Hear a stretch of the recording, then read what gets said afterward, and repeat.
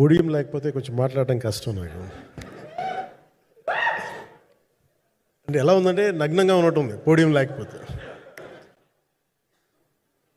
కొంచెం అందరూ మీరు దయచేసి వస్తే let me have an interaction. అంటే నా జీవితంలో మొట్టమొదటిసారిగా ఎప్పుడు చేశాను ఇంత, నాకు పొలిటికల్ ఇంటరాక్షన్ చేశాను కానీ మీడియా మిత్రులతోటి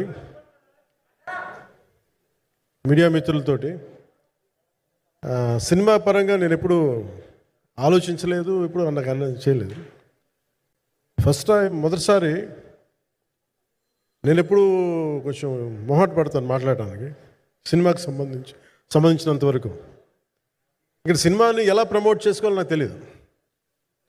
పని చేయడం తెలుసు తప్ప దీన్ని అంటే మనం ఇంత చేసామని చెప్పడం ఎప్పుడు నాకు కొంచెం ఎబ్బెట్టుగాను ఇబ్బందిగా ఉంటుంది. ఇంకా నేను చాలా యాక్సిడెంటల్ యాక్టర్ అండ్ ఇంకా గత్యంతరం లేక టెక్నీషియన్ అయిన వాడిని. నాకు నచ్చే సన్నివేశాలు, నచ్చే సినిమాలు చేసుకోవడానికి. ఆ పరిస్థితుల్లో ఇది నా మొదటి ఇంటరాక్షన్. ఇది నా కూర్చోండి.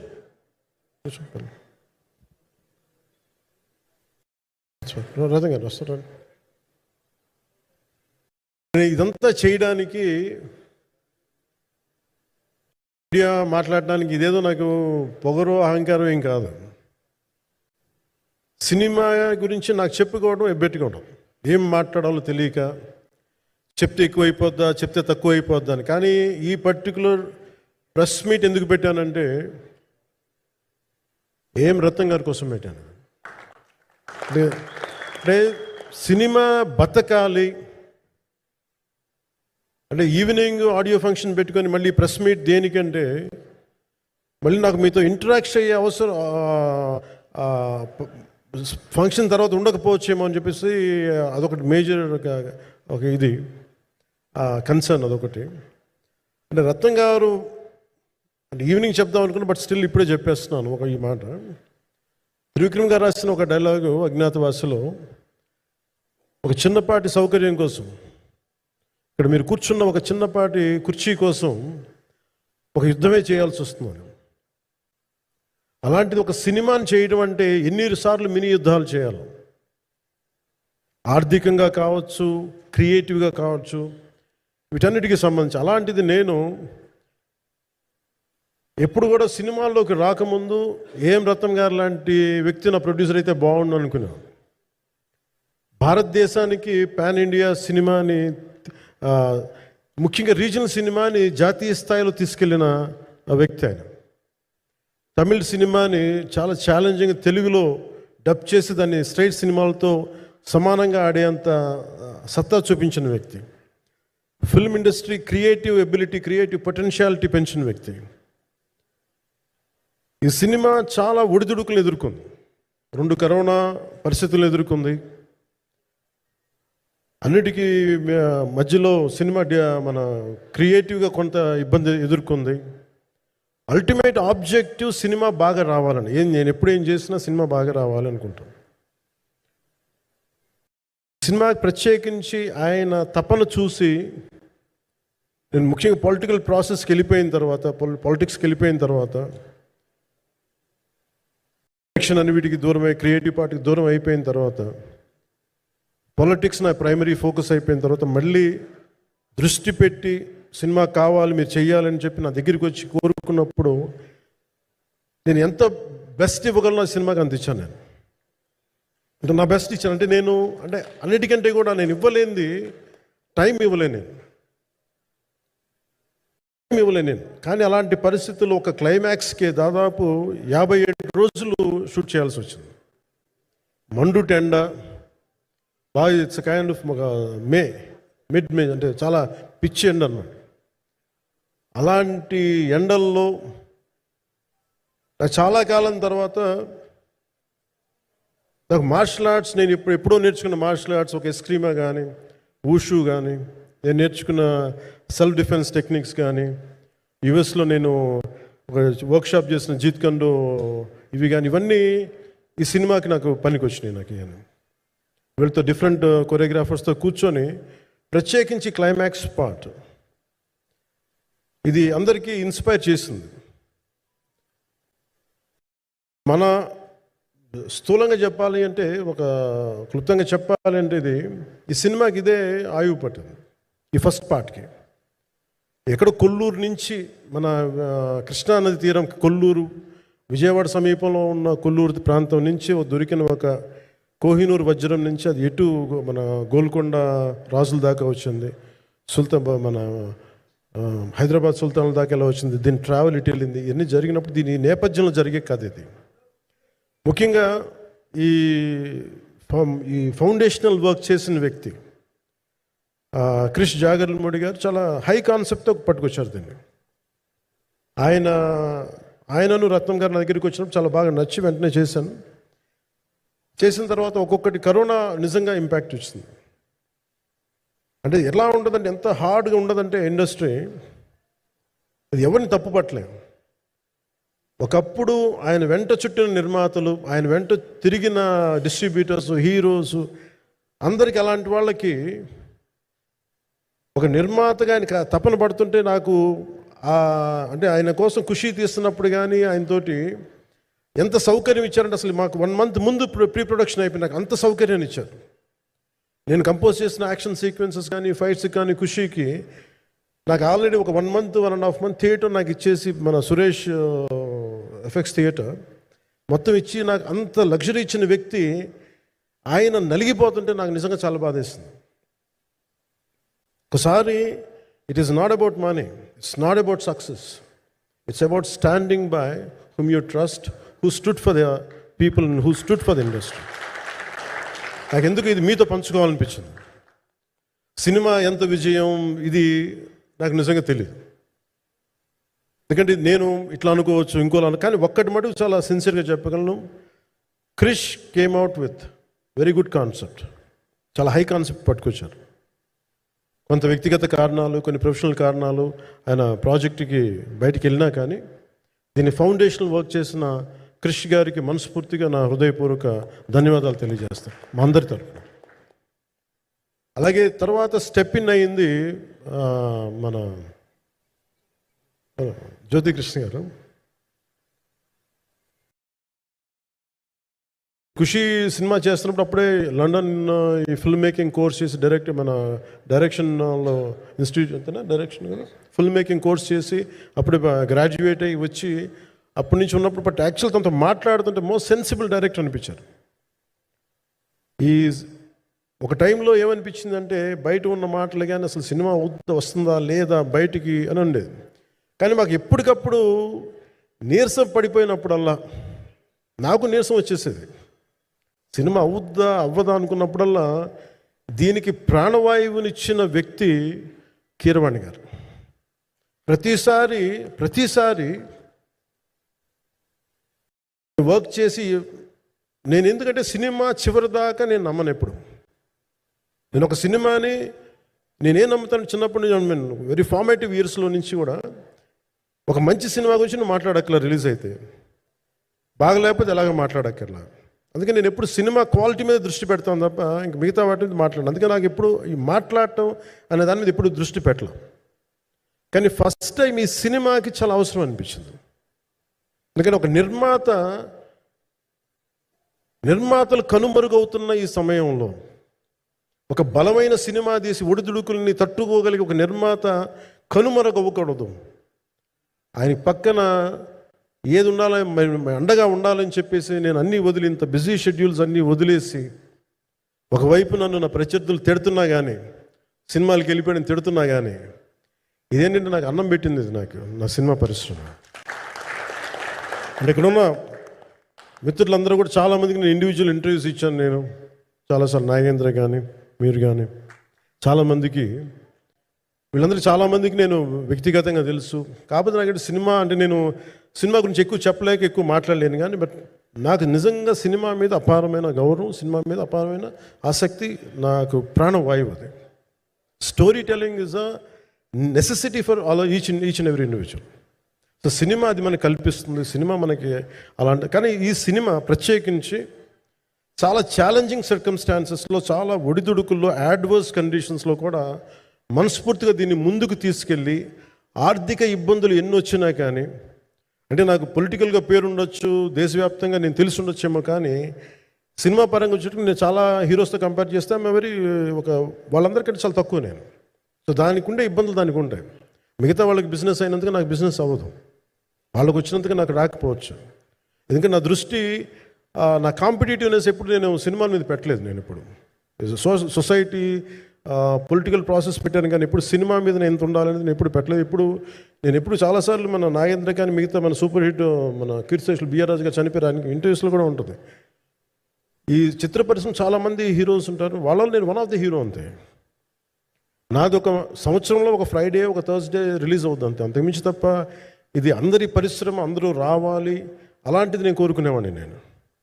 సో దాంట్లో భాగంగా రత్నం గారు లాంటి నిర్మాత బతికుండాలి, రత్నం గారి నిర్మాతకి ఇబ్బందులు కలగకూడదని చెప్పి లాస్ట్ మినిట్లో ఇంక చూసిన తర్వాత I stepped in to it. నేను భుజాల మీదకి తీసుకున్నాను ఇది. క్లైమాక్స్ని ఎలా భుజాల మీదకి అంటే, ఎందుకంటే ముఖ్యంగా ఇక్కడ ఇది ఇంకొక బలమైన స్టార్ కాస్టింగ్ చాలా బాగా చేశారు ఆయన. ముఖ్యంగా బాబీ డియోల్ గారిని అంటే ఈరోజు చూస్తుంటే నాకు అదే అనిపించింది. ఈరోజు మన ప్రెస్ మీట్ కూడా నేను వచ్చాను. అందరూ ఎంత బిజీగా ఉన్నారని కొన్ని రాత్రుల నుంచి నిద్రలేదు. మన మనోజ్ పరమహంస గారికి కానీ, రత్నం గారికి కానీ, జ్యోతి గారికి కానీ, పాపం ఈ సినిమా ప్రమోషన్ సింగిల్ హ్యాండెడ్గా పాపం నిధి అగర్వాల్ భుజాల మీద వేసుకొని నాకే బాధ అనిపించింది. పాపం ఒక అమ్మాయి తన కెరీర్ తను చూసుకోవాల్సిన అమ్మాయి కూర్చోబెట్టి నాకే సిగ్గు అనిపించింది. I have to truly appreciate you. అంటే చాలా పాపం అన్నీ వెళ్తా ఉంటే నాకు ఇదేంటి సినిమాని అనాథలా వదిలేశారంటే అనిపించింది. సో నాకేమనిపించింది, ఈ సినిమాకి ఎవరు అనాథలా వదలలేదు, నేను ఉన్నానని చెప్పడానికి వచ్చాను ఈ రోజున. ఎందుకంటే నేను కోట్లాది మంది ప్రజలకి అండగా ఉండేవాడిని, దేశంలో ఉండే సమస్యలకి స్పందించేవాడిని. అలాంటిది తెలుగు సినిమాకి, నా సినిమాలకి మీకు తెలుసు గతంలో ఎన్నిసార్లు ఇబ్బందులు పెట్టారు. అదే మన ప్రభుత్వం అక్కడికి రాగానే వెంటనే సాధారణంగా హృదయ కవాటాలు తెరిచి మరి ఆహ్వానించాం. ఏమీ కృతజ్ఞత కూడా ఆశించలేదు. అంత చిత్ర పరిశ్రమను అంత గుండెల్లోకి తీసుకుంటాం. అలాగే దీనికి సంబంధించి అలాంటిది నా సినిమాని నేను ఎందుకు వదిలేస్తాను? ఎందుకంటే ఇది ఇంకో సినిమా కాదు. ఒక మేకప్ మ్యాన్గా ప్రారంభమయ్యి ఇంకో ప్రొడ్యూసరో, డబ్బులున్న ప్రొడ్యూసరో, పెద్ద జీవితాల నుంచి వచ్చిన ప్రొడ్యూసరే కాదు, చాలా చిన్న స్థాయి నుంచి, ఒక మేకప్ మ్యాన్ స్థాయి నుంచి బాయ్గా స్టార్ట్, అంటే చిన్నపాటి అసిస్టెంట్గా స్టార్ట్ అయ్యి చాలామంది మన సీనియర్ దర్శకులందరి దగ్గర పనిచేసి అంచెలంచెలుగా ఎదిగి నిర్మాత అయ్యి, దర్శకుడయ్యి, స్క్రీన్ ప్లే రైటర్ అయ్యి, మీరు ఏమన్నానంటే ఆయన మౌనంగా ఉంటారు. ఎవరు ఎన్ని ఇబ్బందులు పెట్టినా మౌనంగా ఉంటారు. ఆయన మౌనం ఒకసారి నాకు విపరీత అసహనానికి గురి చేసేస్తుంది. మీరు ఏదైనా మాట్లాడాలంటే ఎవరు ఇబ్బందులు పెట్టి ఏం ఎదురు తిరగరు ఏంటంటే ఇలా అంటారు, ఏం చేయాలి. ఇంకా ఇలాంటి వ్యక్తికి ఆయన మౌనం నన్ను ఇలా రోడ్ల మీదకి వచ్చి ఇలా మీ దగ్గరికి ముందు నుంచోబెట్టింది.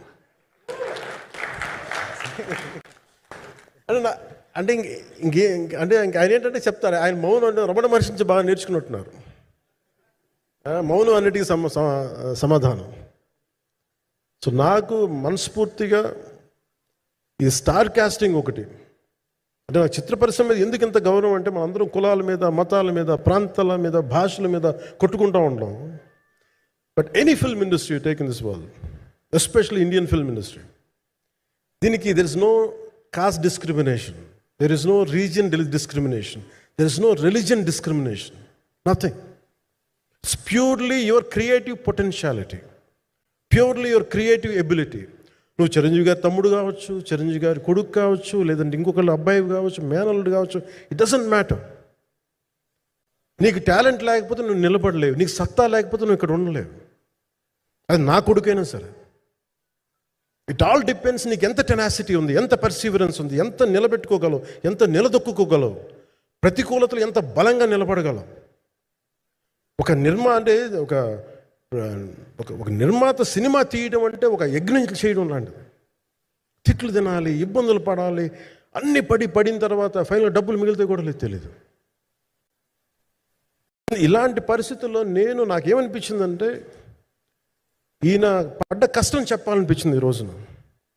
ఈ ప్రెస్ మీట్ తాలూకు ముఖ్య అంశం ఒక చిన్న స్థాయి నుంచి వచ్చిన వ్యక్తి నిర్మాతగా ఎదిగి ఆయనకున్న పాపం ఆయన మంచితనం ఆయన్ని శాపంగా అవ్వకూడదని చెప్పి ఒక ఉద్దేశంతో ఆయన మంచితనం చెప్పాలి, ఆయన ఒక మంచి సినిమా చేశారని చెప్పడానికి నేను ఈ రోజున మీ ముందుకు వచ్చాను. ఎందుకంటే నేనేం నమ్ముతానంటే సినిమా బాగుంటే ఎలాగో చూస్తారు, దీని గురించి చెప్పక్కర్లేదు. సినిమా బాగాలేకపోతే ఎలాగో చూడరు, మీరు ఎంత పబ్లిసిటీలు చేయండి ఇవన్నీ అనుకోండి. అందుకే నేను పెద్ద ఎక్కువ మాట్లాడడానికి ప్రయత్నం చేయను. కానీ ఈ పర్టికులర్ రోజు మటుకు, ప్రత్యేక ఈ రోజు మటుకు ఆయన పడ్డ కష్టం ఈ సినిమాకి, అలాగే ఒక్కొక్క కాస్టింగ్ ఆయన చేసింది, దీనికి నేను క్రిష్ గారిని కూడా చాలా మనస్ఫూర్తిగా అభినందిస్తున్నాను. ఎందుకంటే ఆయన కూర్చున్నప్పుడు ఎంతమందిని పెట్టాం, ఒక ఔరంగజేబ్గా మిగతా నటులు ఒకళ్ళిద్దరు యాక్టర్స్ని పెట్టి కూడా ఒకళ్ళ చేత యాక్ట్ చేయించాం ఒకళ్ళ చేత. కానీ Bobby Deol so apt for Aurangzeb, ఎంత కన్విక్షన్తో చేశాను. అప్పటికి ఆయనకి ఇంకా ఆయన చేసిన హిందీ సినిమాలు కూడా రాలేదు ఇంకా ఆయనకి. ఎంత కన్విక్షన్తో చేశారంటే నాకు నిజంగా ఆయనతో యాక్ట్ చేయడం చాలా ఆనందాన్ని ఇచ్చింది. సో అలాంటి బాబీ డియోల్ గారిని మొత్తం pan India, Manoj Paramahamsa was roped in last. ఇంకా సినిమా ఎట్లా మనం అయిపోవాలి, నేను పాలిటిక్స్కి వెళ్ళిపోయిన తర్వాత డిప్యూటీ సీఎం బాధ్యతలు తీసుకున్న తర్వాత అందరికీ అయిపోయింది, ఇంకా సినిమాలు చేయలేడు ఇతను, ఎలా చేస్తాడంటే నాకు తెలుసు కష్టం అని.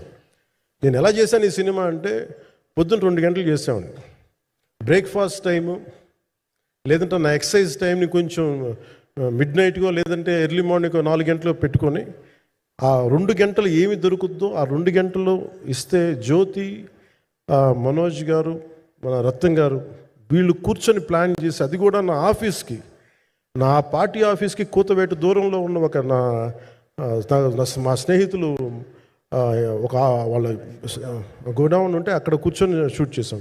ఎంత మండుటెండంటే అసలు దాంట్లో కూర్చొని మ్యాట్ వర్క్ చేసి మీరు ఫైనల్ రిజల్ట్స్ చూస్తే ఇది ఇక్కడ చేశారంటే అంత ఆశ్చర్యం అనిపిస్తుంది. And hats off to Manoj Paramahamsa garu. And ఈ సీన్స్ అన్నిటికీ ప్రీ విజువలైజేషన్, ప్రతి సీన్ చేయబోయే ముందు అసలు నాకు ఏమనిపించిందంటే సినిమా చేయగలమా లేదనని పరిస్థితుల్లో జ్యోతికృష్ణ గారు ముందుకు వచ్చి నాతో మాటలు నేను చెప్పలేదని, ఇది ఇలా చేస్తాం అలా చేస్తాం ఏం చెప్పలా, ఏమి చేయబోతున్నాడో ఎవ్రీథింగ్ వాజ్ ప్రీ విజువలైజ్డ్. ఈ సీన్ ఇలా ఉండబోతుంది, ఈ చేయబోయే సీన్ ఇలా ఉన్నది. నాకు దాని మీద ఆత్మవిశ్వాసం కలిగింది. నాకు లేదు, ఒక సత్తా ఉన్న దర్శకుడు, తెలుగు చిత్ర పరిశ్రమకి సైజ్ తీయగలిగేవాడు, మంచి సాలిడ్ ఎడిటింగ్ సెన్స్ ఉన్నవాడు, మ్యూజికల్ సెన్స్ ఉన్నవాడు. అలాంటి వ్యక్తికి మనోజ్ పరమహంస గారు తోడారు.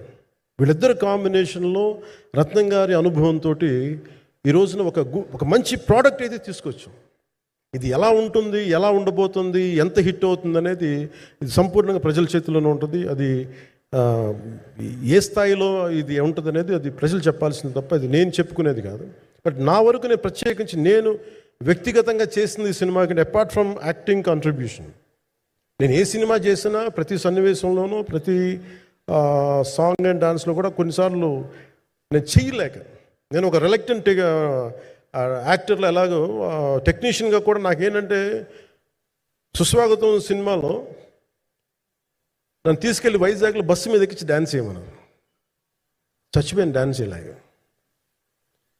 ఇంకా మిగతా వాళ్ళకి ఎంత తేలికైన డ్యాన్స్ నాకు చేయాలంటే నేను గింజుకుపోయి నేను అనుకున్నాను ఈ రోజు సినిమాలు మానేస్తాను చెప్పి మౌదినికి ఫోన్ చేసి కూడా చెప్పాను, చాలా పర్యాలు చెప్పాను.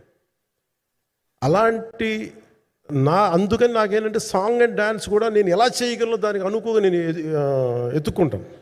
అలాగే యాక్షన్ సీక్వెన్స్ కూడా రియల్ లైఫ్లో కొడితే ఎలా ఉంటుంది, మార్షల్ ఆర్ట్స్లో సాధన ఉన్నవాడిని, ఈ లాట్ ఆఫ్ వర్క్షాప్స్, ఈ మార్షల్ ఆర్ట్ వర్క్షాప్స్ చేసిన వాడిని కాబట్టి హౌ రియలిస్టిక్ వీ కెన్, ఎంత సహజంగా మనం వెళ్ళగలం, వీటి మీద ఒక అవగాహన ఉన్నవాడిని కాబట్టి చాలాసార్లు కూర్చుంటాను.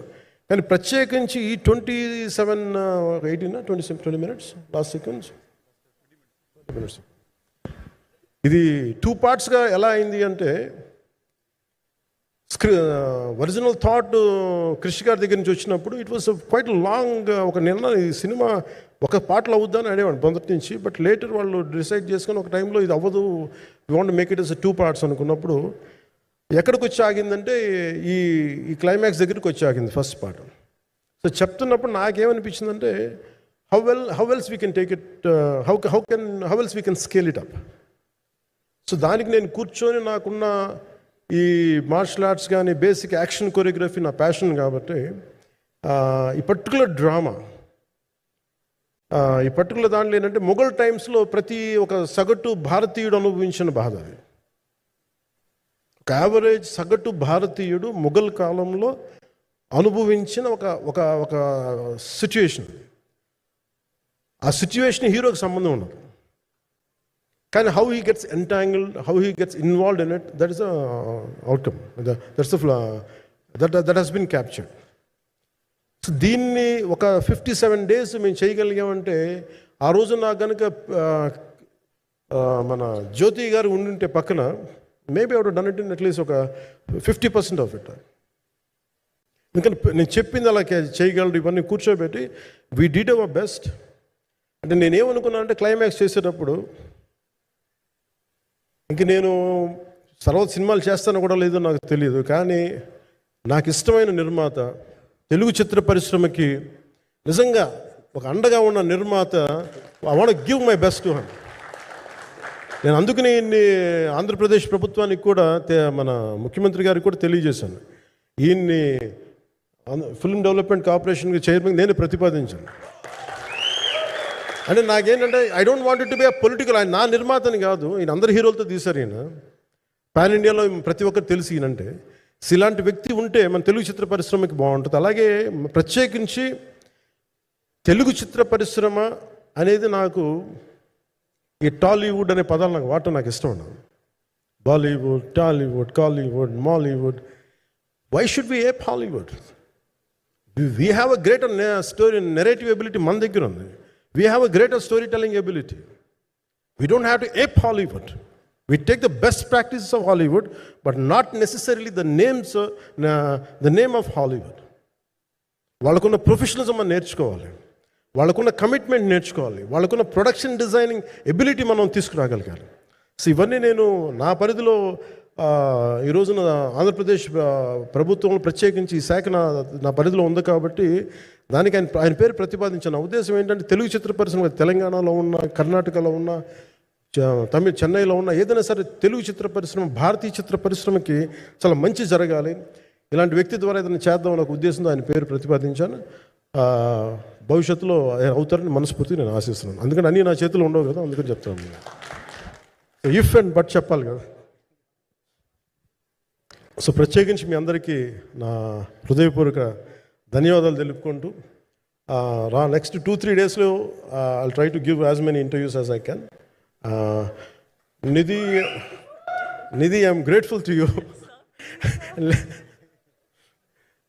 పాప చాలా తపన పడి ఉంటారు. ఈరోజు ఎలా ఉంది అంటే, నాకు ఎలా అనిపించిందని, ఇందాక నేను వస్తున్నప్పుడు ఎవరు లేరు, వీళ్ళు కూడా ఎవరు లేరు. నేను వచ్చి చాలాసేపు కారులో కూర్చున్నాను, ఎందుకంటే మళ్ళీ మీరు తిట్టకూడదు, లేట్ వచ్చాడు, నీకు డిప్యూటీ సీఎం అయితే పొగలు వచ్చేస్తాను మీరు అంటారని. నాకు అట్లా అనిపించలేదు.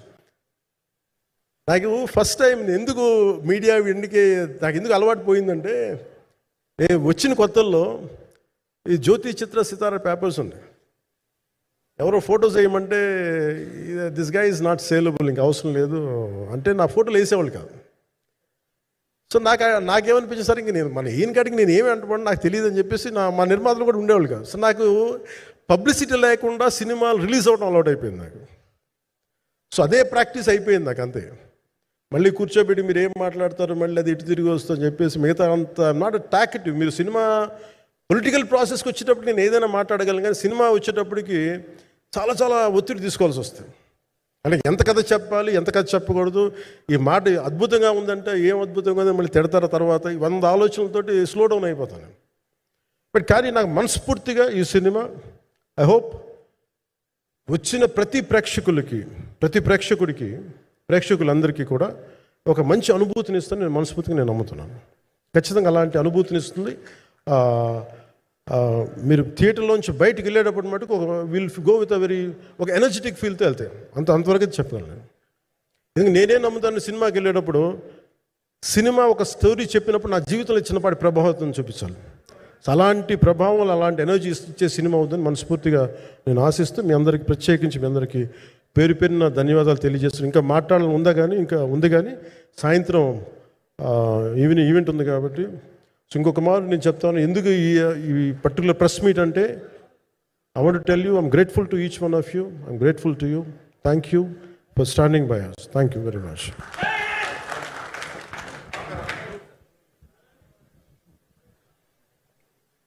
మీడియా మిత్రుల